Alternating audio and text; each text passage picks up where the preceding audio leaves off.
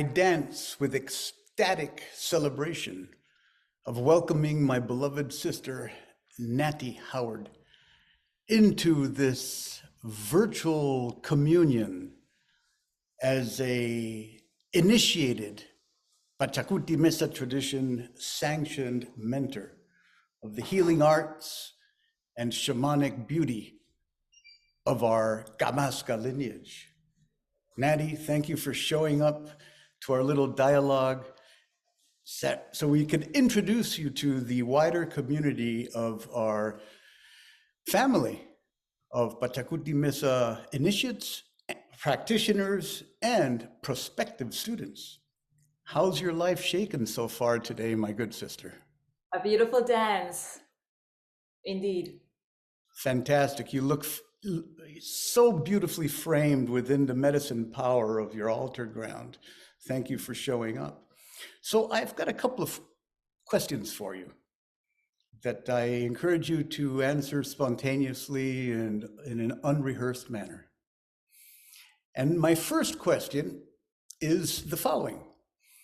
What initially drew you to the practice of Pachacuti Mesa tradition shamanic arts? I used to be or work as a photojournalist, and I was always on the other side of the witness. What I loved most to photograph was people's relationship to spirit. And through that journey, I came to photograph incredible rituals and stories. I come from Venezuela, South America. I was also able to do so in India and other parts of the world. And so, so that's a long time ago. And then fast forward to being married with 3 children and having a healing crisis after the birth of my 3rd son. I started to draw upon what I had witnessed to be able to clear or transform the fragmentation that I was feeling inside of myself into radiant health again. So the right side of my body was painfully numb. I was already vegan. I was juicing and juice fasting. I had a yoga practice, a meditation practice, and still I had this experience. And so I needed to understand, I was soul searching, why was this happening? I had taken such good care of my body and still I was having this healing crisis. And as a child, I still am a very sensitive person with a very sensitive psyche. I tend to feel a lot of things. Some of them are mine, some of them are not. But I didn't have a process that allowed me to understand that a lot of it was not mine, nor that the expression of numbness in the rest of my body that eventually was linked to heavy metal toxicity. It just wasn't just about the physical body, that there was more to it.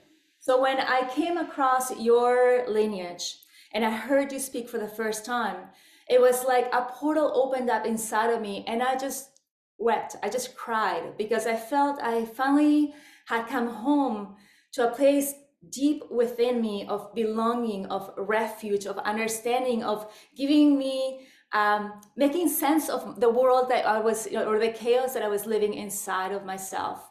And so when I heard you guide a meditation practice, it was as if my psyche had gone there before your words, and I found myself again, just knowing that this was my path, that you were my mentor and one of my mentors, one of my teachers, and there was no looking back. And the Pachacuti Mesa tradition gave me an inner map of healing, of understanding that my healing crisis was not just physical, that the toxicity in my body was also the toxicity that I was carrying in my heart because of my own trauma and my generational trauma, that I needed to look at it. I needed to transform it. I needed to understand my relationship to myself and to spirit. I needed to gather rituals to bring greater integrity into my mind so that I could go deeper into this space of soul, this space of belonging, this space of refuge inside of me.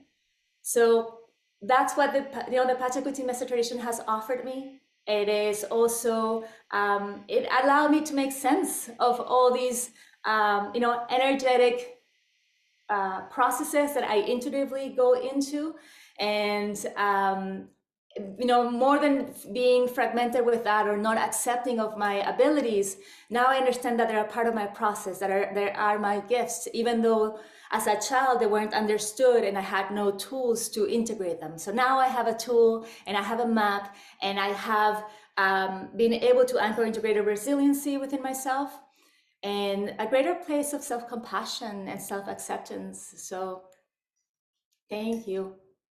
I'm so grateful. Exquisitely articulated. And what I hear is that the PMT provides a container for you to do your own soul growing as well as your service offering to those experiencing the same initiatory nudge that you went through. And the beauty that you bring to the work is an inspiration of courage and commitment to us all. So thanks for showing up, my good sister.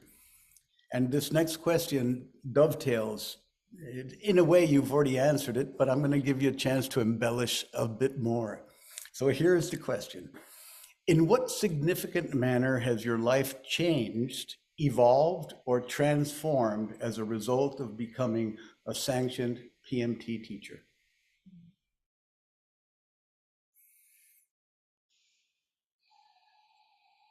As a teacher, I'm able to understand and guide others through the rituals to belong to ourselves, to anchor into sacredness, and to heal a deep fragmentation and separation within myself and with other, those that I now guide. So it is, it is a pathway to come home deep within ourselves.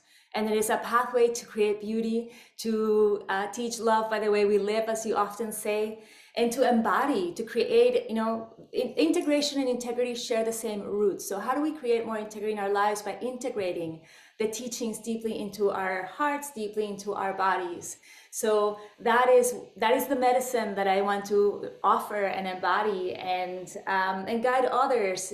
When I wasn't well, I was very alone, and that's why for me it's important to become a teacher. It's important to offer this pathway to others because we're never alone, and there are rituals and resources and tools and practices that will allow us to belong to each other in reverence, to belong to ourselves, to belong to the earth. Because for me, it's not just about my own journey and my healing.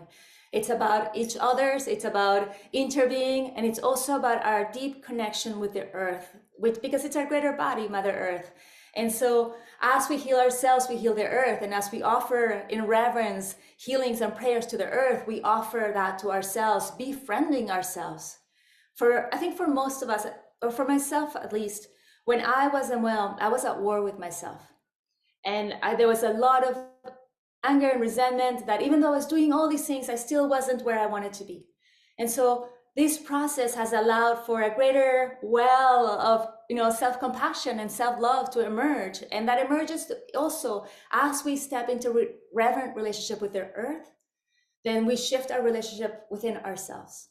And by creating that level of compassion and self-acceptance within, we change the way we are in relationship with somebody else. And for me, it's important, I have 3 children, to inspire them to be like that, to not just care about themselves, but care about others, to know that they have the power to influence, the power to lead, the power to change the world around them.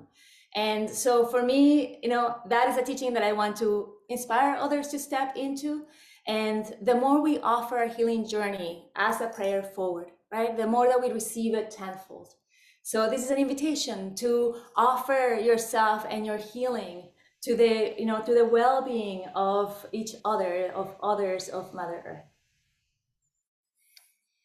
Your beautiful words remind me of that notion in recovery programs, in the 12-step tradition that says we keep it by giving it away.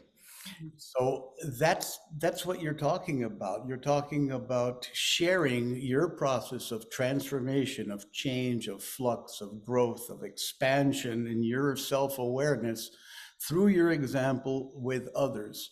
No matter who that other is, they deserve the loving presence of your transformation as a catalyst for their own growth. And that is a very noble aspiration as well as practice. So you are the supreme embodiment of that, my dearest Alpaquita Llama.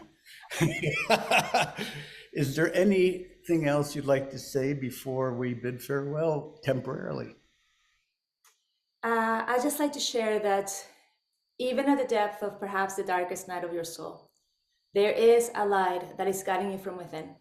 And to continue to trust in that light, to continue to fold inward more than outward, because the journey of transformation is within yourself. And the journey of reclaiming or belonging is really a process of expanding that inner light outwards towards the boundaries of your skin.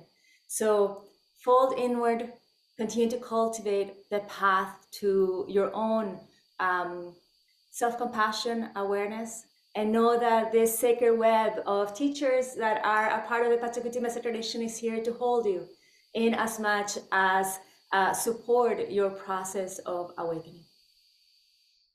Que así sea y así será. Hinaya! Thank you so much, my beloved. Until next time. Mucho amor. Igual.